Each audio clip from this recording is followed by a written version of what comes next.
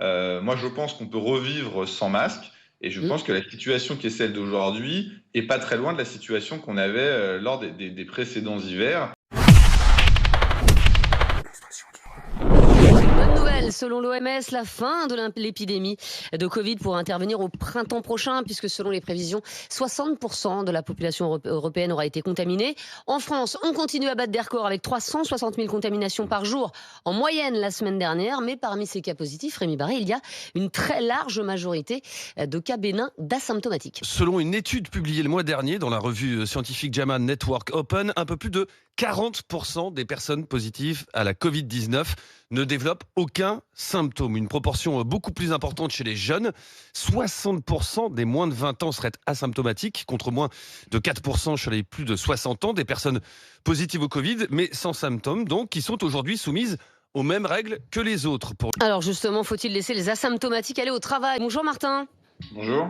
Épidémiologiste et professeur en santé publique. On se pose cette question, Martin Blachier. Est-ce qu'il faut que les asymptomatiques reviennent au boulot dès maintenant? C'est très intéressant les discussions que vous venez d'avoir et vous avez quasiment tout dit en réalité.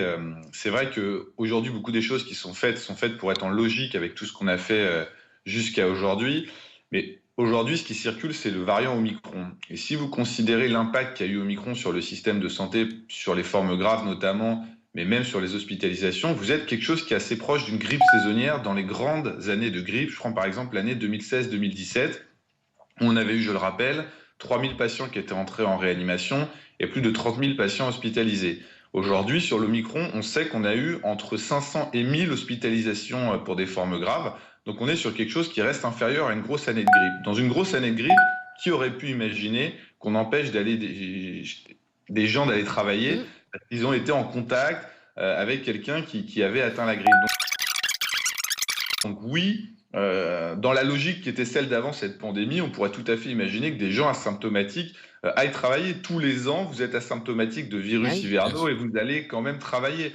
Et il n'y a pas de risque avec cette vague Omicron qui est supérieure au risque qu'on a chaque année avec une grosse grippe. Donc voilà, je pense qu'on n'est pas prêt, c'est ce que vous disiez dans votre discussion, parce qu'il y a eu effectivement la pandémie, parce que l'hôpital a perdu beaucoup de son personnel, parce que tout le monde est un petit peu figé, parce qu'on vient d'instaurer ce pass vaccinal qui est un petit peu anachronique, et donc on a du mal à prendre ces décisions-là. Mais c'est bien évident que si on était dans une année normale, les gens retourneraient travailler et la vie reprendrait sa normalité, puisque la vague Omicron qu'on connaît est de l'ordre de ce qu'on connaît tous les ans avec les virus hivernales. On n'est plus du tout dans le premier cycle de l'épidémie, qui était le cycle d'une épidémie chez des gens non immunisés, avec des grosses vagues hospitalières et des gens qui allaient en réanimation. Donc finalement, vous avez tout dit. C'est non, il n'y a pas de rationnel aujourd'hui par rapport à ce qu'on connaissait déjà avant d'empêcher les asymptomatiques d'aller travailler.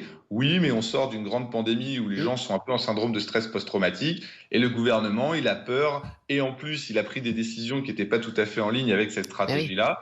Donc voilà, c'est ça le contexte. Mais alors juste, Martin Blachier, admettons qu'on décide effectivement de laisser les asymptomatiques aller travailler, s'ils en ont envie, parce qu'il y en a qui préfèrent peut-être rester chez eux, mais est-ce que dans ces cas-là, il faut obliger par exemple le masque FFP2 ou ce genre de mesures barrières?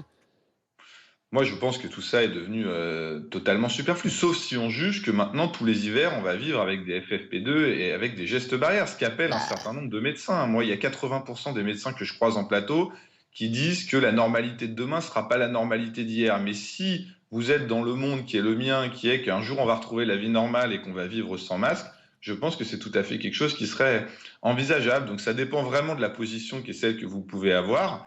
Moi, je pense qu'on peut revivre sans masque.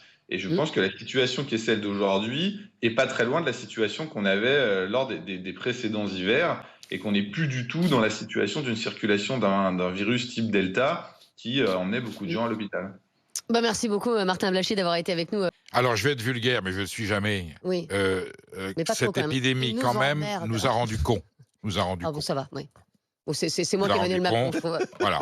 Et puis là, on va un petit peu trop loin. Et c'est pour ça que maintenant, à chaque fois qu'ils font ça, je me dis, c'est dans quel but? Est-ce qu'il n'y a pas une arrière-pensée électorale?